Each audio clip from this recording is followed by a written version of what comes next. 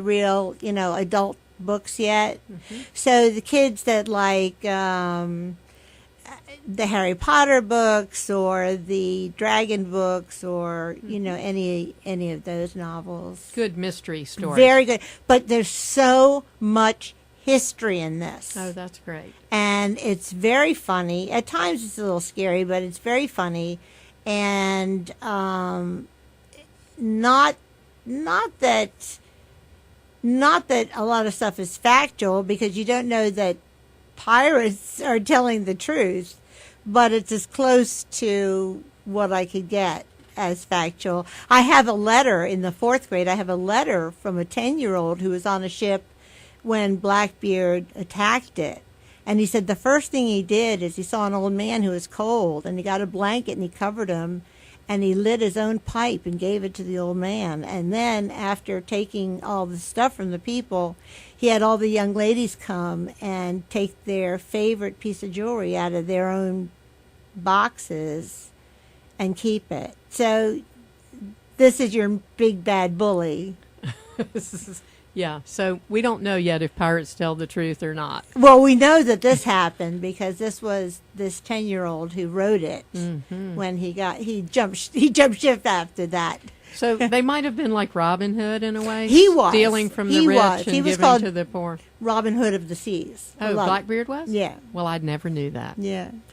I think we're going to ask you to read a little bit for us and tell us which book. And well, I'll tell you. I'm talking with Audrey Penn, author of 3 books about Blackbeard set on Ocracoke Island, and her 4th book is finished. And right, it's called Blackbeard's Legacy, Shared Time. The 3rd book is called Blackbeard and the Gift of Silence, and it at the very end of it, they find a mirror in Blackbeard's Cove, which is on Springer's Point, and there are 4 characters in the book: Mark, Daniel, Stephanie, and Billy. And the 4 characters are the 4 types of children I found on Ocracoke. So I named each child from a type of child. Now, Mark is the youngest, and he's a mute. He doesn't talk, and we don't know why he doesn't talk, because he never talked to tell us why he doesn't talk. But I'm going to pick it up there. Mark struggled to lift the mirror and carried it to the water. He washed the face of the mirror, leaving water on top of the glass. He then sat down on the beach in front of his row of Civil War buttons. He called everyone close to him and had them sit huddled together. He lifted the mirror so all 4 of them could see into it at the same time. At first, all anyone saw was the rippled image of their own confused faces and the string of Civil War buttons laid out behind them. But as the water began to slowly drip down the glass, they saw him. He was a young man dressed in a gray woolen uniform and a kepi on his head. He carried with him a rifle and canteen and wore a rolled-up sleeping blanket across his chest. He had a big oval brass buckle that said NC, and there were gold buttons running up and down the front of his jacket. "It's a Civil War soldier," whispered Billy. "What do we do?" asked Daniel. Mark's eyes looked deep into Stephanie's, and he nodded. Stephanie closed her eyes for a moment. When she opened them, she took a deep breath. On the count of 3, we all turn. 1, 2, 3. End of book.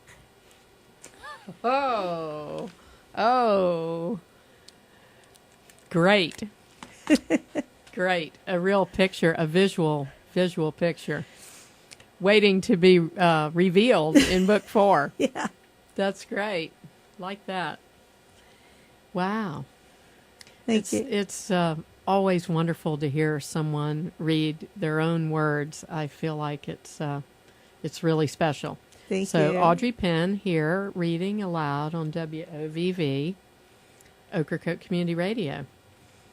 I want to ask you another question about the person you dedicated Book 1 to. You said in memory of Clinton Gaskell. Yes, ma'am. And we're sitting down here at WOVV, and the station manager is Clayton Gaskell, who's the nephew of Clinton.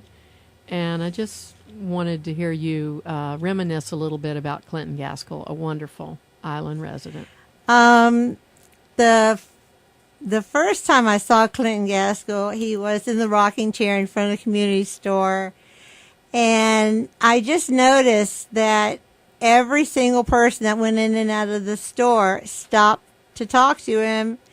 And I asked who he was, and they just said he was somebody, from the island that everybody loved. And so I asked him one day if I could sit next to him, and he just said, have a seat. And we're rocking back and forth, and he looked at me and he said, "They ruined my view." Oh. And I said, "Yeah, they did." I had no idea what he was talking about. And he just started talking about all the things that they built, and they ruined his view. And then I found out later he was really talking about the front of his house, I think, more than the store, because he was facing the other way.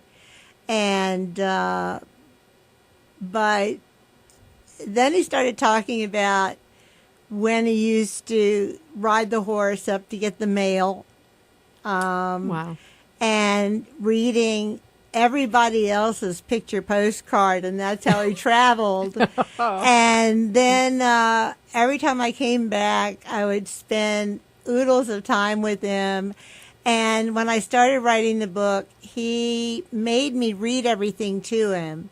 And when I changed the last names, he said, no.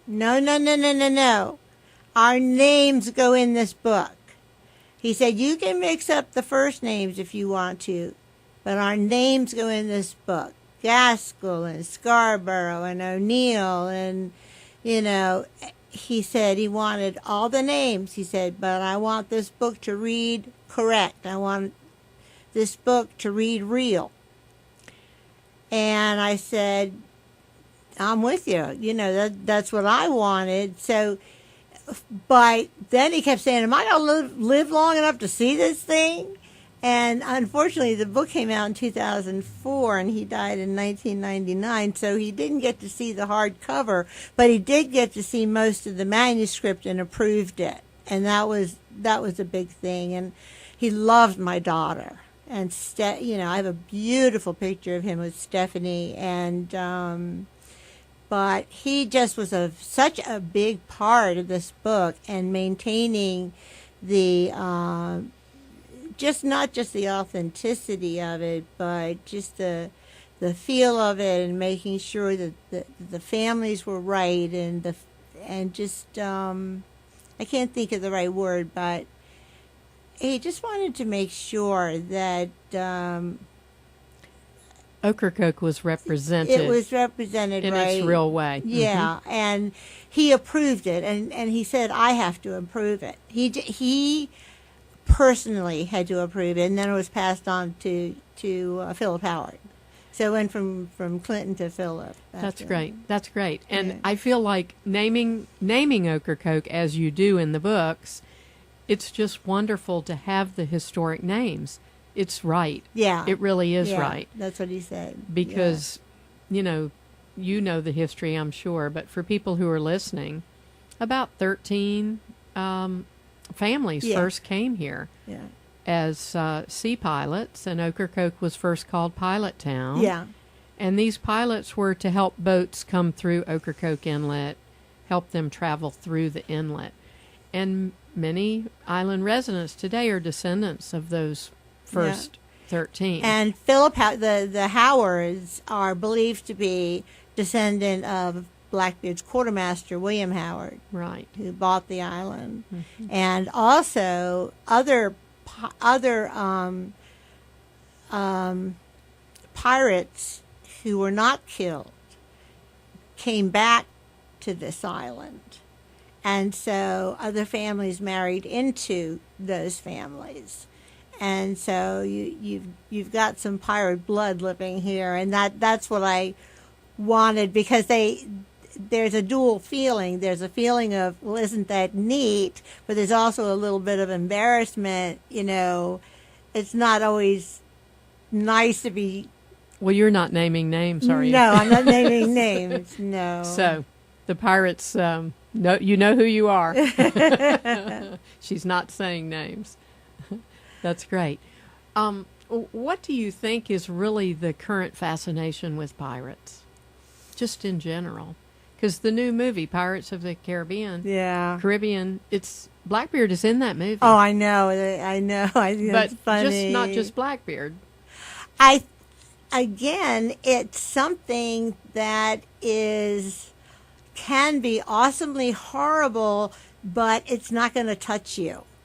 It's something that you're safe from. It's not going to hurt you, but you can watch it and you can see it, but you're safe. And also there's a wildness to pirates. Yes. I mean, they were always having adventures and being wild, and it seems like a lot of people always long for that. That's it. And you can pretend. Exactly. Anything you can see like that, especially someone like Blackbeard, where he looks like this awesome character who just dressed like that and had this beard and these wild eyes and things, and they sell this sword, the wooden swords, and they sell, the flag and the T-shirts and the hats and everything, and you can pretend, and there's nothing like pretending. There's nothing like pretending to get some of the aggression, you're feeling about something out, or making up stories and acting them out. Oh, that is the healthiest thing. Type of play. Absolutely. It's the healthiest thing anybody can do. I so encourage kids to do that, and or to write something that is like that has this kind of play in it. But when I see kids out there pretending to be pirates and they're girding Cowboys and stuff like that, I love it. But I also love to go someplace and take kids and say, okay, I want you to look at this. This is where Blackbeard died, but now I want you to think about how painful it must have been to be injured by a sword and not have medicine to, help the pain. And the fact that you had loved ones at home and it wasn't a game. And, it's just like with Civil War now, the 150th, to have one of those bullets go through your body and to cry out for your mom or to cry out for somebody, be left in the field. Right. And it's not always these kids, the 4 kids in book 4, this time when they go out to Teach's Hole, now that they've met the ghost, they stand at Teach's Hole and they don't say anything. They're quiet. Instead of acting it out, now they know the man, and they give a minute of silence. Which is a big sign of being touched. And very respectful. Yeah. Beautiful. Beautiful. Thank you so much, Audrey, for talking with WOVV. This is our new show, Talking with Real Live People. And Audrey Penn, author of soon-to-be 4 books about Blackbeards, all set on Ocracoke Island. Thanks, Ann. Thank you, Audrey.